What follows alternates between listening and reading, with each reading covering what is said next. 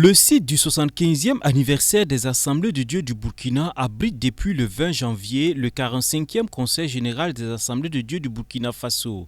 Durant 4 jours, les hommes de Dieu venus des 4 coins du Burkina et d'autres pays à travers le monde se pencheront sur la problématique de l'édification d'une église mature pour les générations futures. D'entrée, l'église a marqué sa solidarité envers toutes les victimes de l'attaque djihadiste du 15 janvier dernier en formulant des prières pour la consolation des familles éplorées et pour la paix dans tout le Burkina Faso. Ce conseil général se tient alors que l'Église des Assemblées de Dieu prépare la célébration de ses 100 ans d'existence au Burkina. D'où le choix du thème pour faire un bilan du chemin parcouru d'une part et d'autre part pour établir des bases pour l'édification d'une Église mature pour les générations à venir. Nous progressons petit à petit vers notre centenaire. Et comme vous le savez, on aimerait que, après 100 ans d'existence, eh bien, qu'on ne trouve pas l'église affaissée et qu'on ne trouve pas une église faible. Plutôt, on aimerait voir une église fortifiée, vivante, alors pour la génération à venir. C'est la raison pour laquelle, eh bien, on a décidé de préparer, alors, et d'interpeller les jeunes à ce qu'ils se préparent, qu'ils se lèvent, afin de pouvoir prendre la relève pour la gloire du Seigneur. Préparer une bonne relève est la condition sine qua non pour la pérennité d'une société. Pour y arriver, le Conseil se veut être un cadre d'interpellation des pasteurs. Interpellons les pasteurs réellement à tourner les regards vers les enfants, à considérer les enfants et à avoir une place dans leur cœur pour les enfants. Parce que en fait, c'est l'amour, c'est l'amour des enfants qui nous pousse à faire ça, et c'est, l'église de demain. Vous voyez, c'est l'église de demain. Donc nous sommes appelés alors à nous exhorter en tant que pasteurs, alors à serrer les rangs, afin que les enfants, eh bien, se sentent acceptés et sentent leur place au sein de l'église, et qu'ils sachent que l'église les attend. Et ce sont eux les futurs responsables de cette église. À l'image de Moïse dans la Bible qui a préparé Josué qui l'a succédé dans la direction du peuple d'Israël, les pères spirituels du moment se doivent de transmettre le flambeau à une génération mûre, forte, travaillant sous l'inspiration du Saint-Esprit pour garantir une église vivante et forte.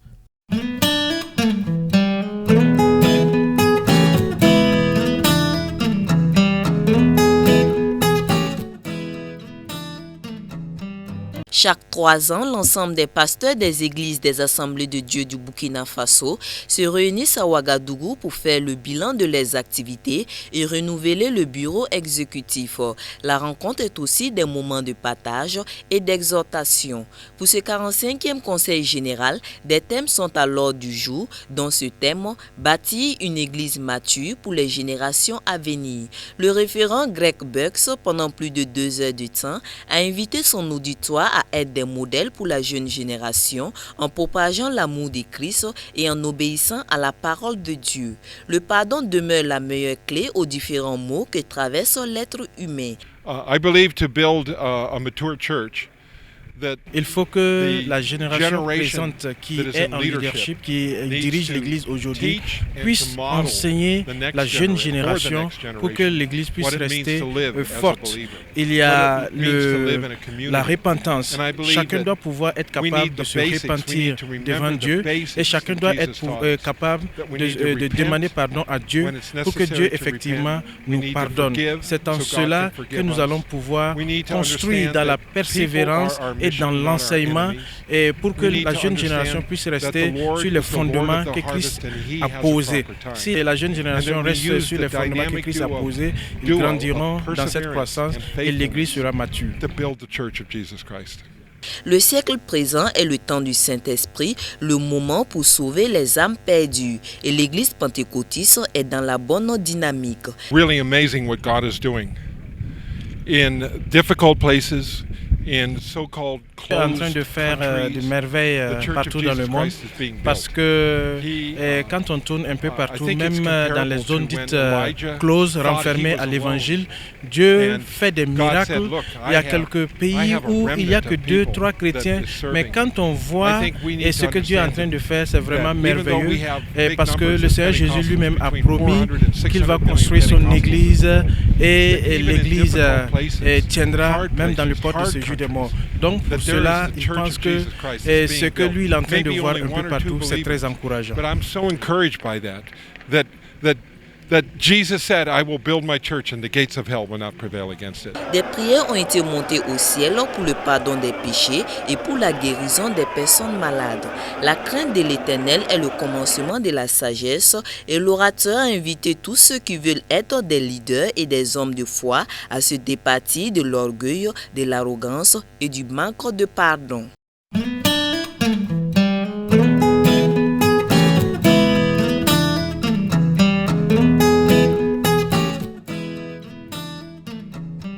Le 45e Conseil général des Assemblées de Dieu du Burkina, qui se tient aussi du 75e anniversaire, est à son 3e jour ce vendredi 22 janvier 2016.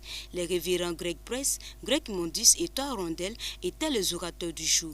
Le premier message tiré du livre de Genèse 37 traitait de la vision de Joseph. Et à l'instar de cette figure biblique, un appel est lancé à l'Église pour l'accomplissement de la vision que Christ lui a donnée, celle d'être un instrument pour le salut du Burkina. Une église réveillée, une église victorieuse, c'est le message donné par le second orateur. Il rappelle aux chrétiens qu'ils doivent se souvenir du don de Dieu et rester ancrés dans sa parole. La mission et la maturité de l'église étaient au cœur de la 3e prédication. Par ce thème, l'orateur incite l'église à être des missionnaires au-delà des frontières du pays. Elle doit gagner l'Afrique à Christ. La vision de Dieu, c'est que chaque être humain, femme, homme, enfant, ait une relation intime avec lui à travers la personne de Jésus-Christ. Alors, la maturité veut dire que l'Église vise toujours les choses qui sont importantes à Dieu. Et ça s'agit de annoncer l'Évangile, s'en occuper de ceux qui souffrent et de montrer l'amour de Dieu. Le but de ce 45e conseil est de bâtir une Église mature pour les générations à venir.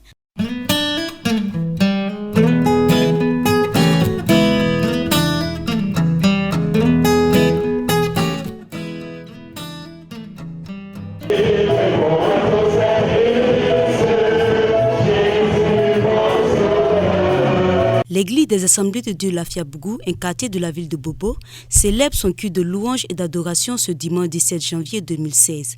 Les fidèles au rendez-vous depuis 8 heures louent le Seigneur par des chants, des danses et des prières.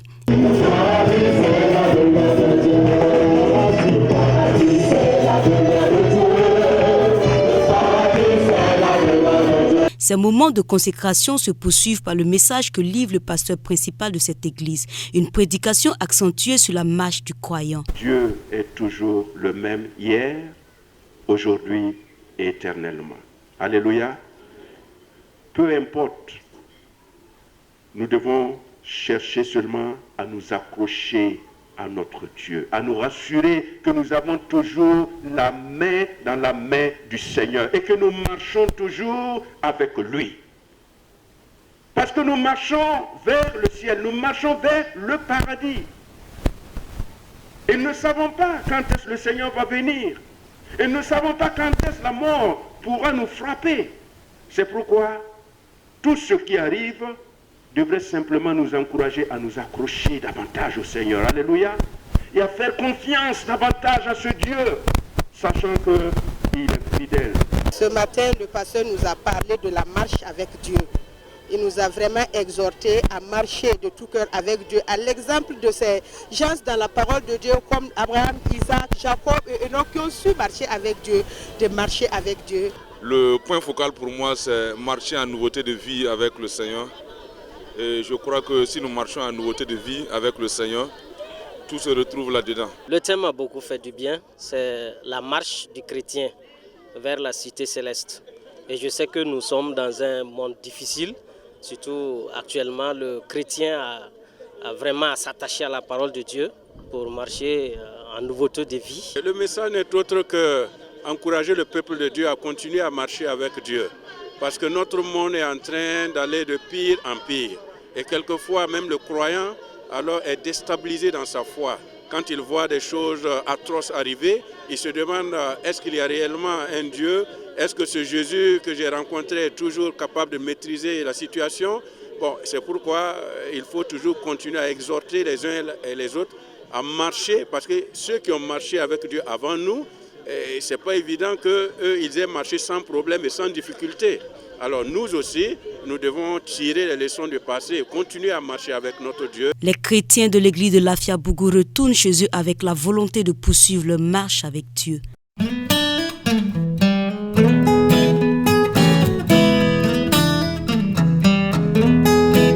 Un nouveau centre médical à Banakeli-Daga, un village situé à 15 km de la ville de Bobo. Ce samedi 16 janvier 2016, ce centre ouvre officiellement ses portes par une cérémonie d'inauguration.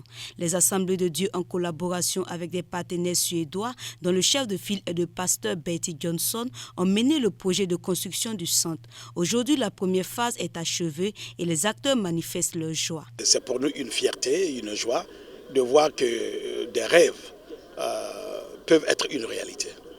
Cela va nous permettre peut-être de rêver encore et planifier et avoir plus de vision pour peut-être d'autres centres médicaux. C'est vraiment un jour de joie de voir qu'on a pu réaliser tout ça, au moins comme étape numéro 1. Plusieurs étapes vont venir, ça c'est sûr. Les participants ont eu l'occasion de visiter les locaux du centre et de constater son effectivité. On va continuer à travailler et on espère qu'on puisse aller à l'avance maintenant que le centre est un peu plus connu et que les autorités savent qu'on est là et qu'ils nous appuient de notre façon. Le centre médical La Grâce, c'est la grâce de Dieu dans la vie des corps souffrants et des âmes assoiffées.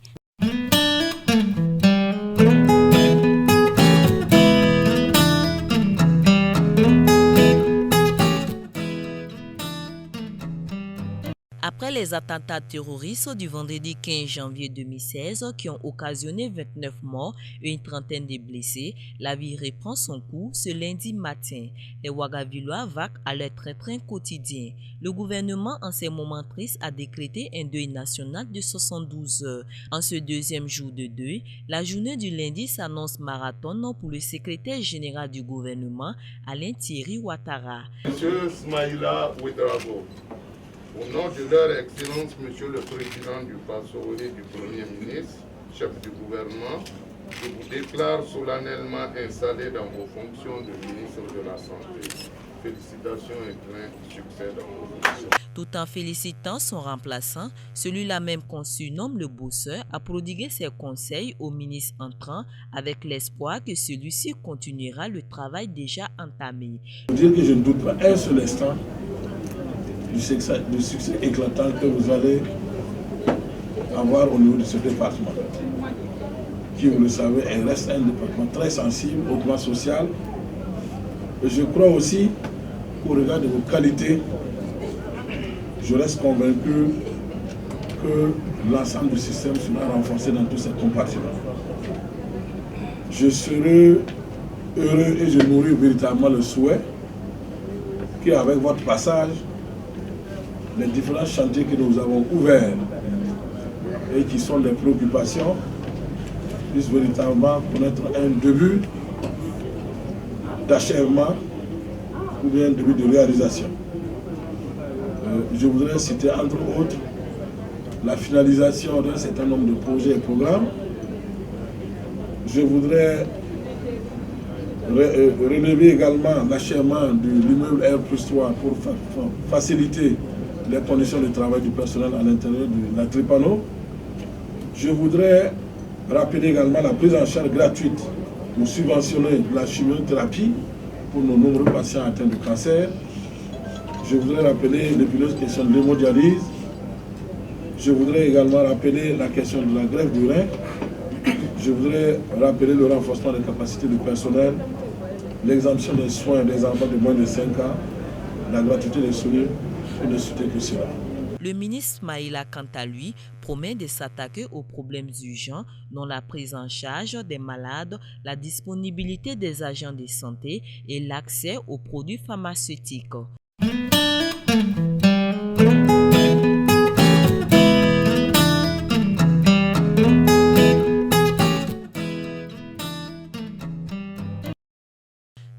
au ministère de la Santé, une minute de silence a été observée à la mémoire des victimes de l'attentat de Ouagadougou.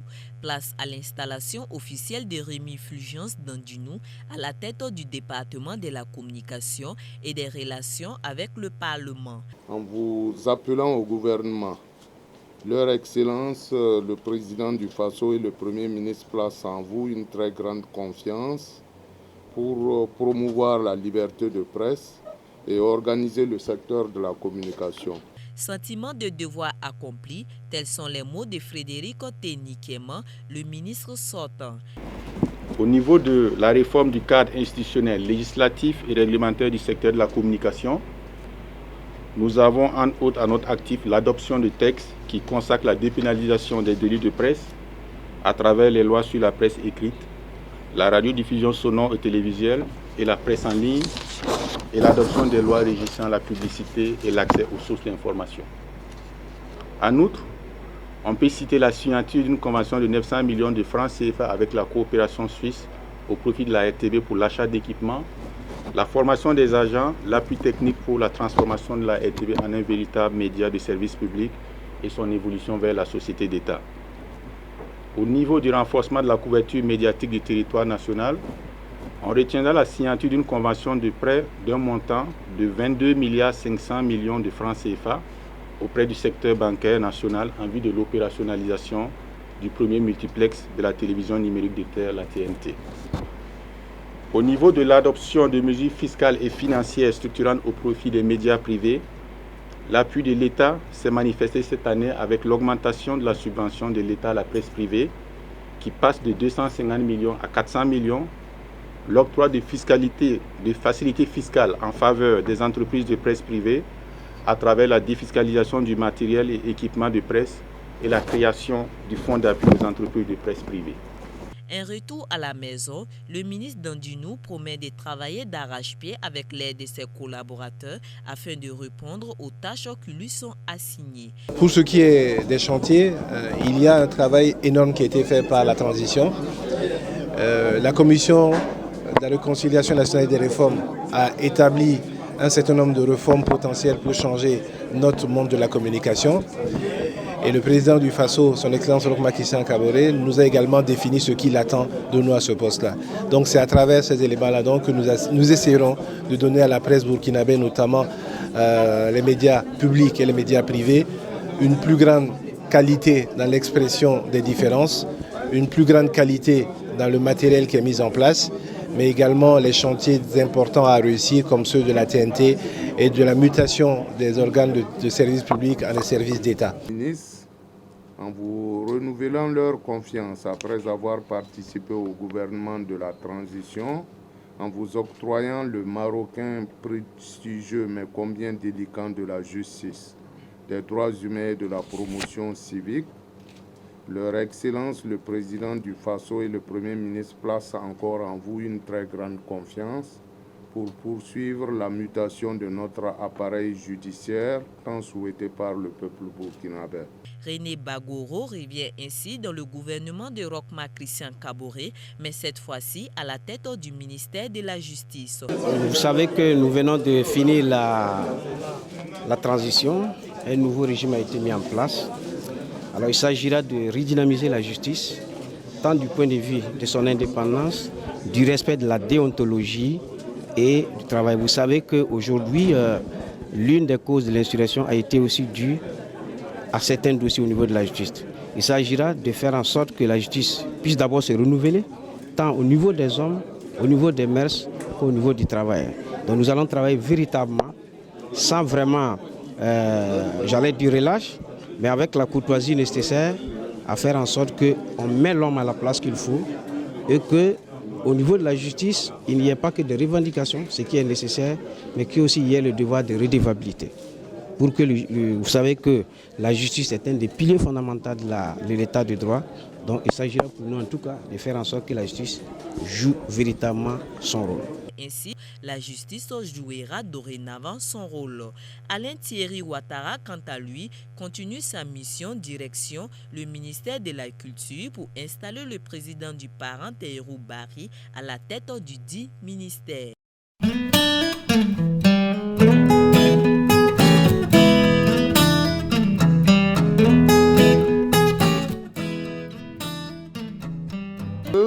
M. Simon Compaoré et Alfred Gouba, au nom de leur Excellence, Monsieur le Président du Faso, et de celui du Premier ministre chef du gouvernement, je vous déclare solennellement installé dans vos fonctions respectives de ministre d'État, ministre de l'administration territoriale, de la décentralisation et de la sécurité intérieure, et de secrétaire d'État auprès du ministre d'État, ministre de l'administration territoriale, de la décentralisation et de la sécurité intérieure, chargé de la décentralisation. Mais bien avant, une minute de silence a été observée à la mémoire des victimes de l'attentat du 15 janvier 2016.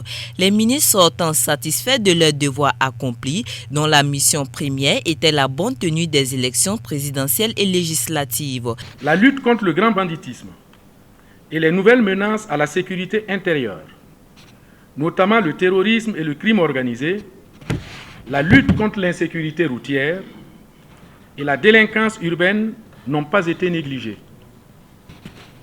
Si la sécurisation du processus électoral, qui devait mettre fin au régime de la transition, s'est bien passée, on ne peut pas remettre le même couvert en ce qui concerne la lutte contre les nouvelles menaces à la sécurité intérieure, notamment le terrorisme dont la particulière sauvagerie vient de frapper notre pays.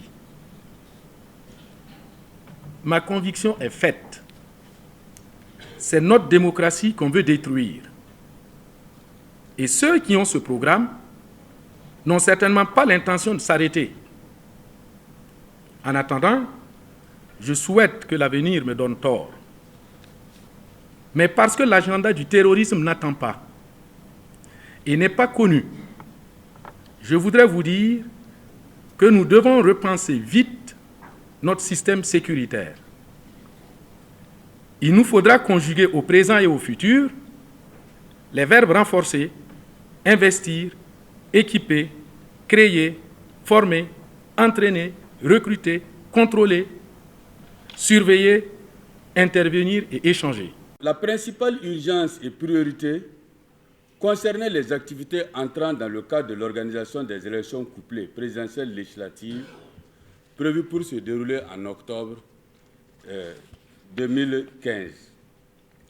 Par ailleurs, en plus de participer à l'organisation des élections, le ministère, le MATD, avait à son agenda plusieurs autres activités que je devais impulser et coordonner dans les mêmes conditions d'urgence et de priorité.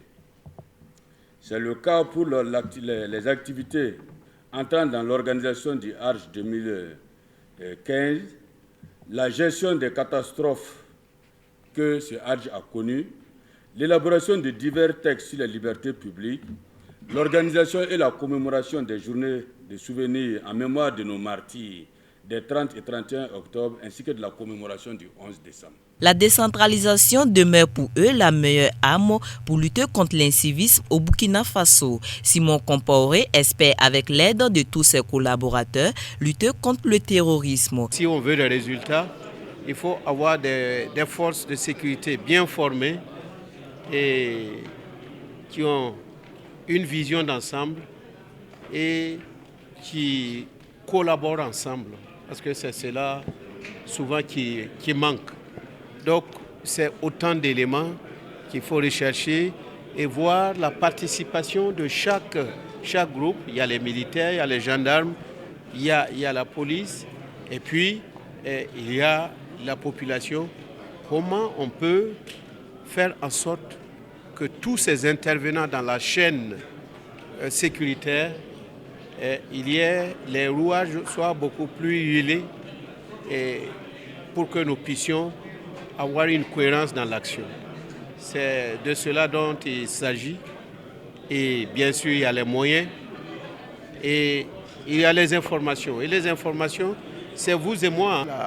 La question des renseignements, de la communication, de la participation citoyenne va être cardinale dans notre démarche vers des voies beaucoup plus performantes pour une sécurité beaucoup plus renforcée pour les populations du Burkina Faso et pour tous ceux qui nous font l'amitié de venir vivre ici au Burkina. Les ministres sortants ont eu droit à des présences symboliques.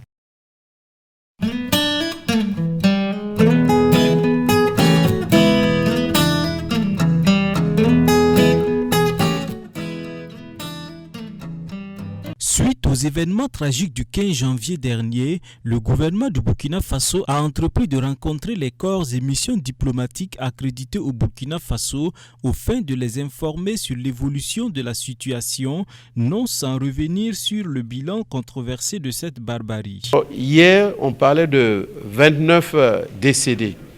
Vous savez que ce matin, malheureusement, il y a une photographe qui travaillait pour le compte de Amnesty International, je crois, et qui était hospitalisée à la clinique Notre-Dame de la Paix et qui malheureusement, avec les blessures qui étaient assez importantes parce que beaucoup d'organes ont été atteints, a succombé malheureusement, alors qu'elle devait être rapatriée hier. Bon, on nous a appelé, alors qu'on avait préparé tout, on nous a appelé à la dernière minute que son état ne permettait pas de la rapatrier. Donc, c'est avec beaucoup de tristesse qu'on a appris ce matin qu'elle a rendu l'âme. Donc, vous voyez, il y a des trucs qu'on découvre au fur et à mesure. Donc, c'est ce qui explique les fluctuations. Mais je crois que d'ici là, on va pouvoir stabiliser les choses.